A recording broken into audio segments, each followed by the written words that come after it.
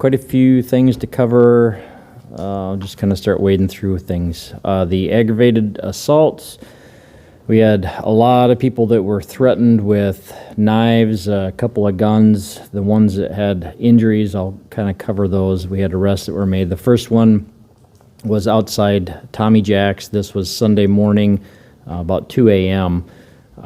It began, I guess their suspect had been causing problems inside the bar, and then when the bar closed and they were all outside, things started up again. And so there were, basically it was a fight between 2 or 3 people. It may have started off as 2 people and then a third one intervened.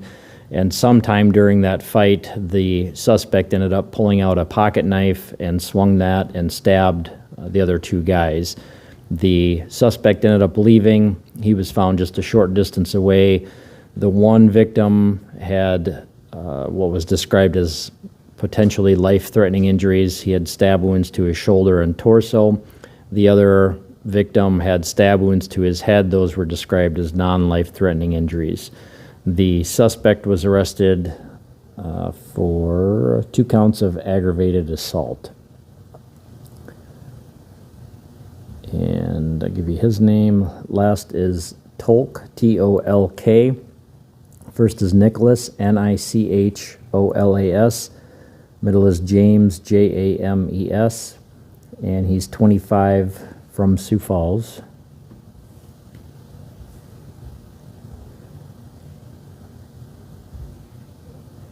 Let's see, any questions about that one? Any victims' ages at all? Yeah, the victims.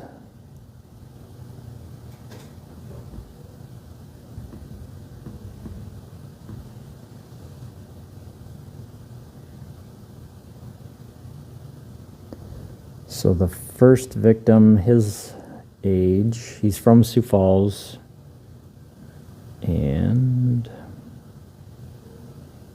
he's 39. Is that the one with the life-threatening? Yep, potentially life-threatening.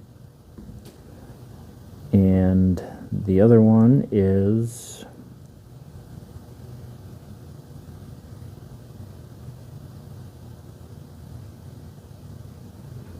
.31, and he's from Brandon.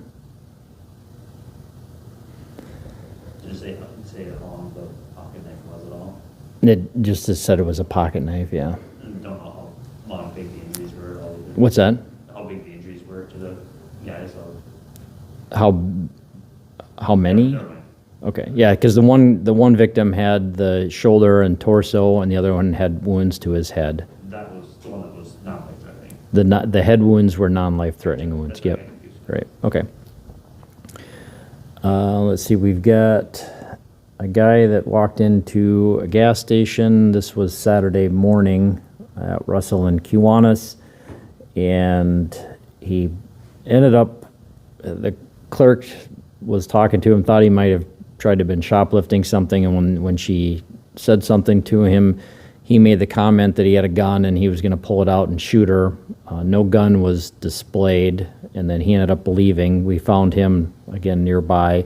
I don't think he had a gun with him, but he was arrested for the aggravated assault.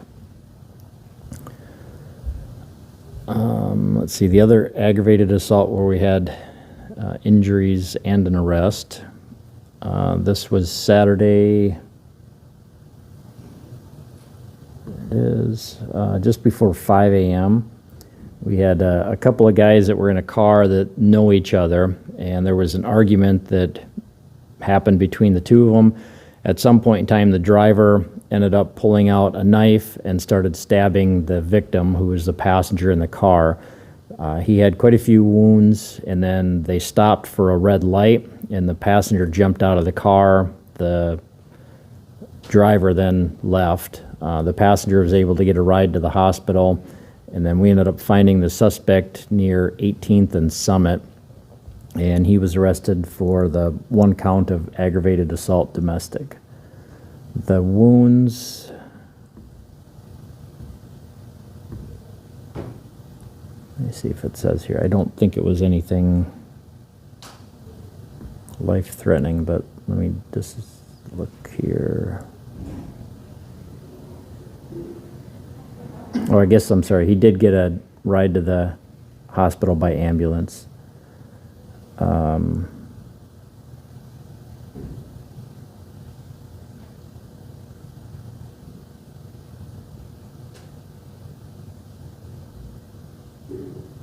He had quite a few wounds. It doesn't say in here if they were life-threatening or not, but he was taken into surgery right away, I believe, or at least it says undergoing medical procedures, so I guess that could be about anything. He had wounds to his head, his back, his shoulder, and his leg. And our suspect, his last name is Banks, Banks. First is Tanner, Tanner. Middle is Elwin, Elwin, and he's 25 from Sioux Falls. The victim, yep, I'll get that here in a second.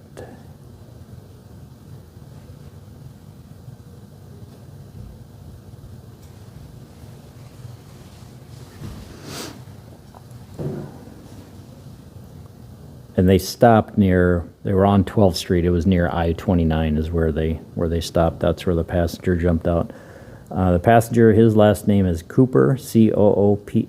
Oh, I'm sorry. I'm not supposed to say that. He's 43. That's what I was looking at. So they're driving on 12th Street, you said around 5 a.m.? Yep.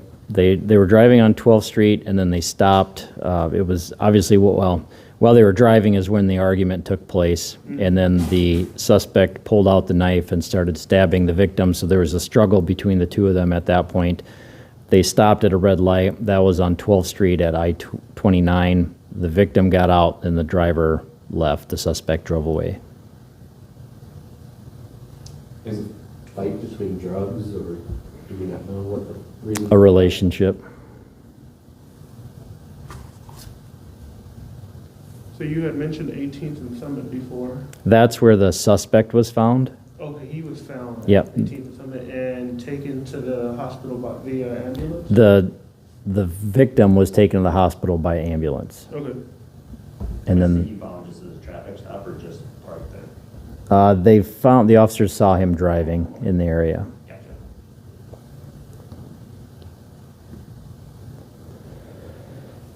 Okay, I think that's it for the aggravated assaults. The burglaries, not much there. Quite a few reports, different homes that were entered.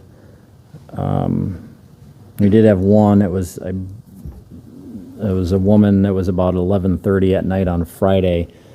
She heard a noise and then some glass breaking. So there was some guy that was trying to get into her house. She found a guy inside her house, and he made some comments about wanting to know where he lived or didn't know where he was. And she said something to get him out of the house and called police. And he was arrested for first-degree burglary, but there was no connection between him and the woman. She was not injured and nothing was taken. She threatened at all? Or She was not threatened, no. he just broke in and told her that I don't know where I'm at? That's kind of the gist of it, yeah. Okay. See any points or something? I don't know if he was it or not. I don't think it said.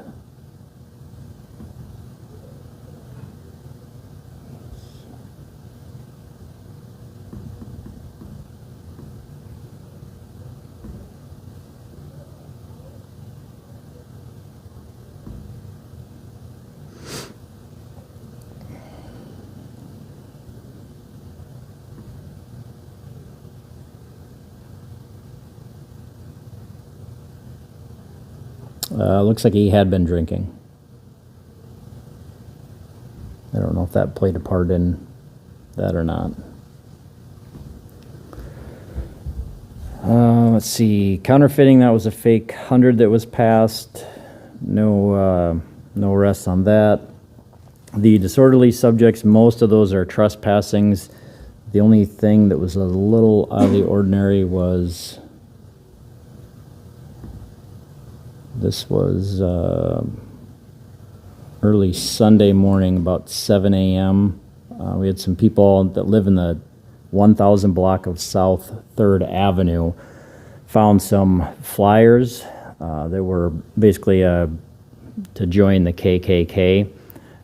There's about 15 or 20 flyers that were left either in their yard or on their porch. So they do have some surveillance video from that. These are the same flyers. We've seen these before over the last couple of years. These particular ones were in a bag and had a sucker with it, and that's what we saw before was either a sucker or some type of rock, and I think the speculation was to keep them from blowing away. I guess we're not sure if this house was specifically targeted, what it is, but we're investigating it. Don't have any arrests have been made at this point. Do you have a cross street for that one? Yeah, that is 18th Street and 3rd Avenue. And when did you say that happened? That was, let's see, it was called in Sunday morning, and it looks like they reviewed their surveillance and thought it was probably around 12:30 a.m. that it happened. And with stuff like that, the KKK, is it considered a hate group by police, by law enforcement, or is it? Well, we don't define hate groups. I mean, what we are looking at is whether obviously any state laws are violated. And so this, when you look at the wording of the hate crime definition in South Dakota law, I'm not sure if this qualifies under that, but we're still investigating it. I won't say, that it doesn't qualify, but we're looking into that to find out. And certainly we'd probably have some guidance from the state's attorney's office, if we find somebody to prosecute. So it's an open investigation. There's surveillance video that helps. Maybe we'll be able to get some usable images to try to identify the suspect or person and figure out what they were doing or why they were doing it. You said 15 or 20 flyers were found in that area? Just in their yard. Some of them were on the porch. I think that was what they said. Yeah, some of them were on the porch and some of them were in the yard.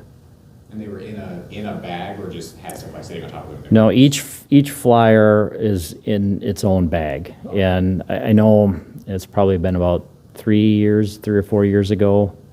We had some, I don't think we saw these last year. I know there was a few reports that came in 19, and there may have been some a year or two earlier than that. But I know when we've seen them before, it's basically like somebody's driving down the road and just throwing these out a window. This one appears that they dumped all of them in one yard. And so, anyway. Anything else with that? Okay. Nothing else out of the disorderlies. Embezzlements were a couple of reports. Nothing big from the family offenses. Frauds and larcenies and narcotics, I didn't have a chance to get to those. The rapes, there's 3 reports. Those, no arrests on any of those. The robbery, that happened Monday evening. That was just before 6 p.m. This one, we had a guy that was walking near 6th Street and Cleveland Avenue. He's passing by the gas station, actually, and somebody parked at the gas station, yelled at him, knew his name. He knew this person and walked over to him.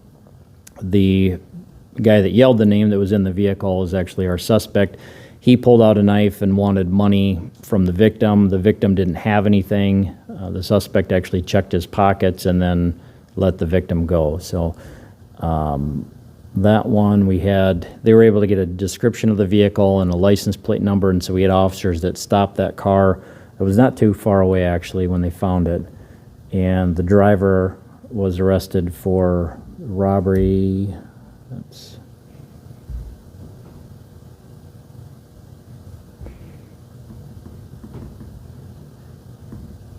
There it is. Robbery, first degree, and then aggravated assault.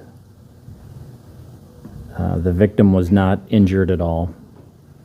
The suspect, his last name is Ducheneaux, Ducheneaux. First is Napoleon, Napolean. Middle is Gene, Gene, and he's 29 from Sioux Falls.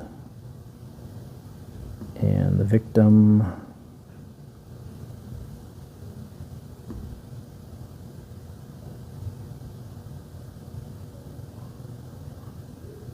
Victim is 33 from Sioux Falls. And how much time had passed between the time that it was reported and when we were? When he was found, yeah, it wasn't very long. Let me see, I think it was this one.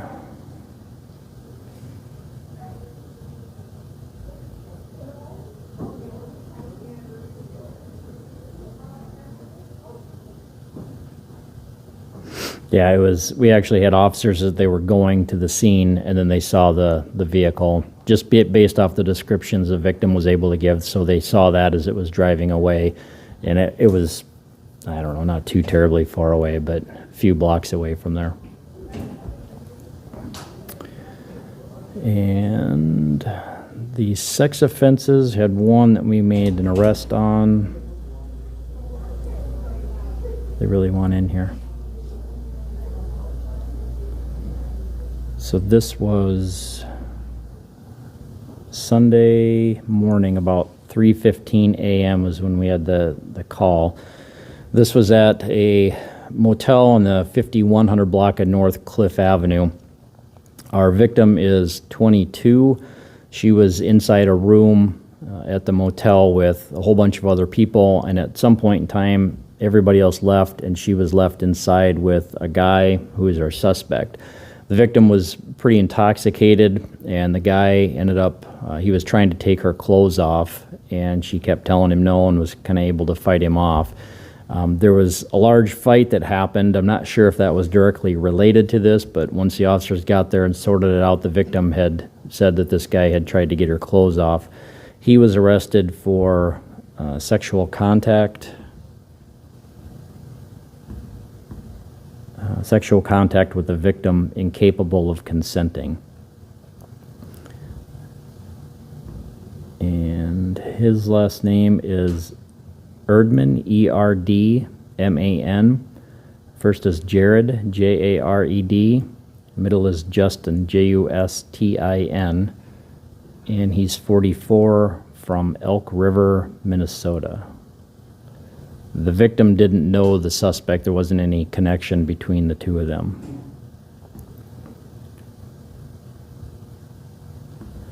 Do you have her age? Yeah, 22. She's 22, yep. And the other sex offenses are all reports. Nothing big from the simple assaults. Nothing suspicious from the unattended deaths. Vandalisms I didn't get to. The 2 weapons violation, one of them was a guy that had some brass knuckles with him. I was just in possession of those. And the other one, there was some gunshots that happened. This is near 22nd Street and Gary Drive. This was in it's the 3000 block of East 22nd Street, but somebody has a surveillance video. They heard some gunshots. They saw a blue car that drove past. This was, the first time was about 10:45 on Sunday morning. It stopped, there were some gunshots, it left, and then the same car came back about 12:45 p.m., some more gunshots. Officers were able to find 3 different houses in that block that had been shot. 2 of the houses, the bullets went through the wall into the house, but there were no reports of any injuries at all. And so we've got the surveillance video. Really the description we have is just a blue car at this point, but we'll be working on that to find out what was going on. But nobody really had any idea why their house had been shot. That was around Sunday, you said? Sunday, yeah, it happened Sunday morning at 10:45 was the first time, and then 12:45 that afternoon. How many shell casings? No shell casings were found. Oh, through all, just Yep, and that was one of the things that they had looked for. They couldn't find any shell casings. You know how many shots were fired, like at the houses? Or how Yeah. many balls? Or- Yeah, let me see if I can find that.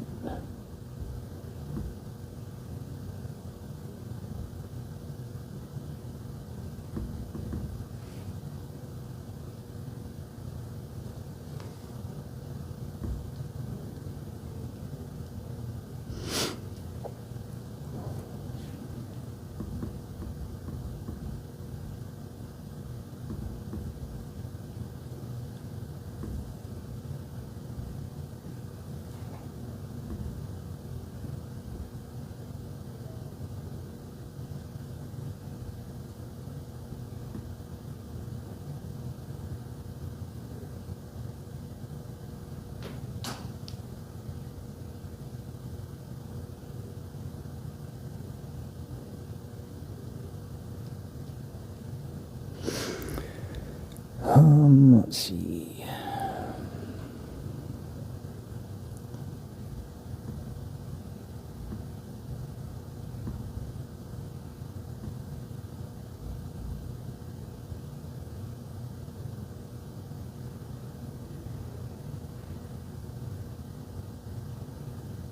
One house had 2 holes.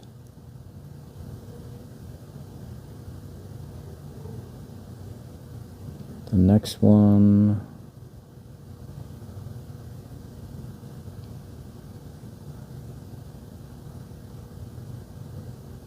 I think it just had 1.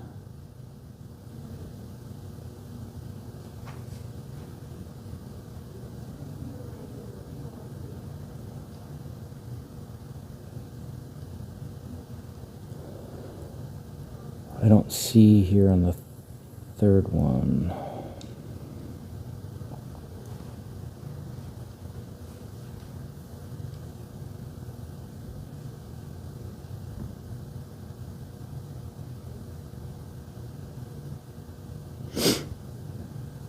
I think that third one maybe just had 1.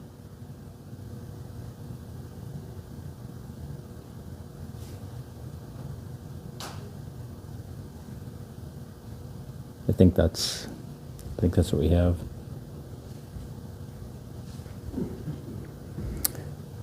All right, anything else? Crashed yesterday, 69th and Western, around 4. Okay.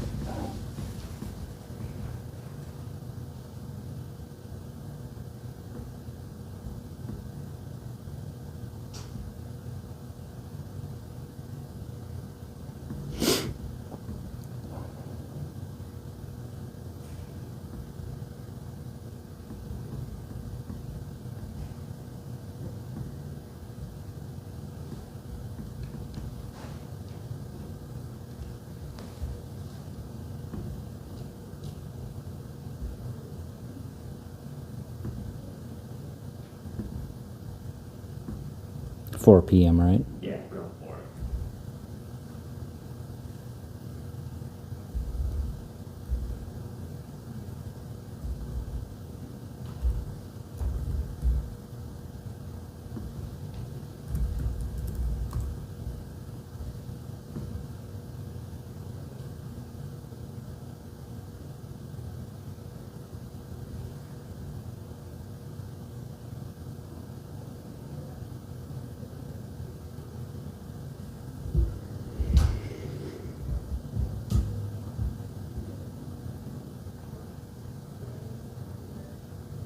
Should have looked that up before we started.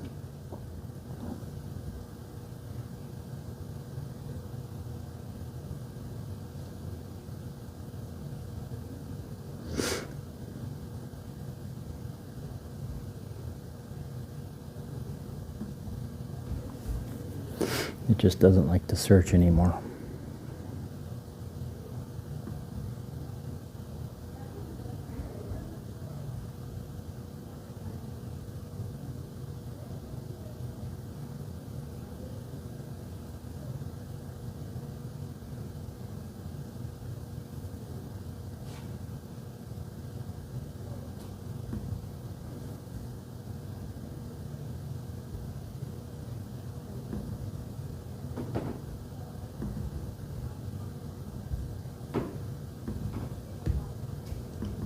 Let's try it another way.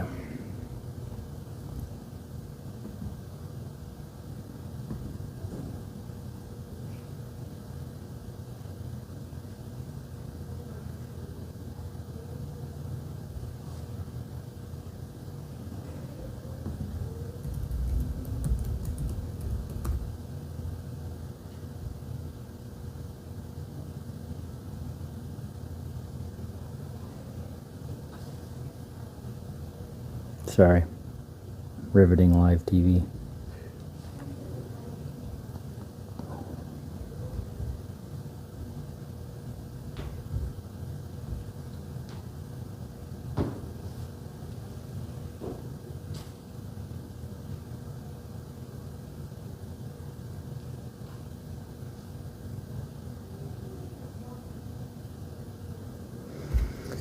My gosh.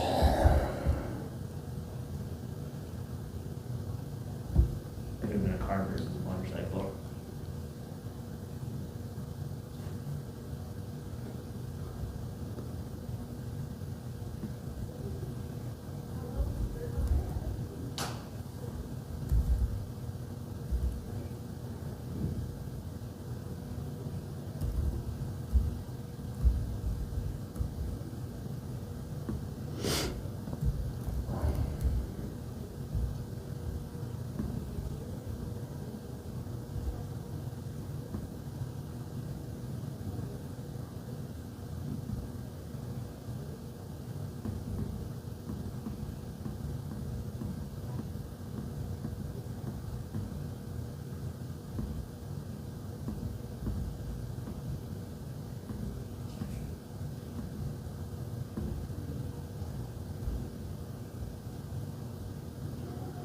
All right, I think this might be it.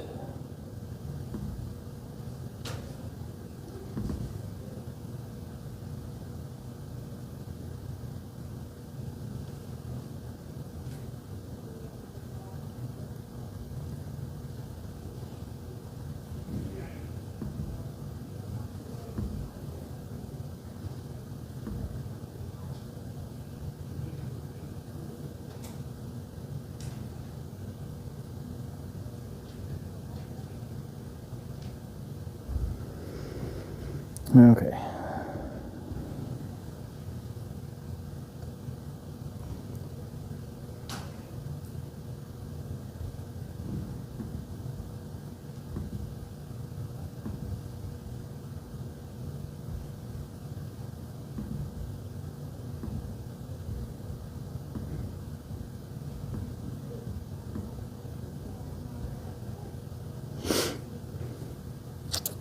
So,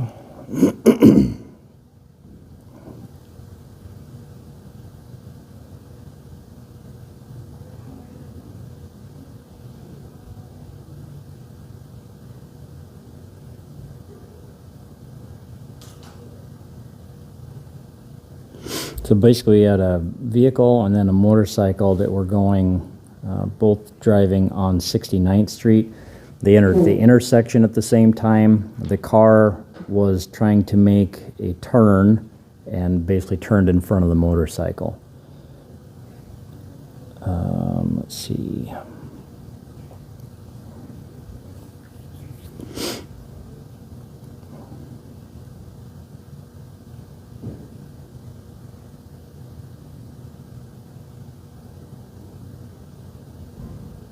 The car driver received a citation for left turn violation, and looks like the motorcycle and passenger of the motorcycle had injuries and were taken to the hospital. I don't see anything here about the extent of injuries, though. Is that just the driver not being able to see the motorcycle attempting to turn? That's what, yeah, there was some witnesses there. Yeah, I guess, you know, you can speculate all you want, but, you know, one of the witnesses said it didn't appear that the car driver saw the motorcycle, but, you know, you'd have to talk to the driver of the car to find out for sure what they saw or what they didn't see. But this is, I don't want to say it's fairly common, but we see these types of accidents frequently. You know, it's the motorist, whether they don't, excuse me, whether they don't see the motorcycle, if they're not looking for the motorcycle, or they're just thinking that they need to go and they're not necessarily paying attention to other traffic that's around them. So it's one of those things. I'd say the accidents that involve motorcycles, most frequently there's a vehicle that's turning involved, and you know, maybe that's part of it, is they're just not looking for the motorcycle, or they just don't see them. So it's kind of just reminding drivers to check their blind spots and before kind of making a turn or. Yeah, I mean, in this case, you know, the blind spot didn't have anything to do with it. But you know, when you're driving, this is obviously motorcycle season. There's a lot of motorcycles that are out, and people just need to pay attention. And you know, even if it's taking that extra half a second to look twice, before you make that turn, make sure that you're able to do that safely is obviously the big factor involved in this. And if you're able to do so safely, then you're fine, and it's going to prevent accidents like this.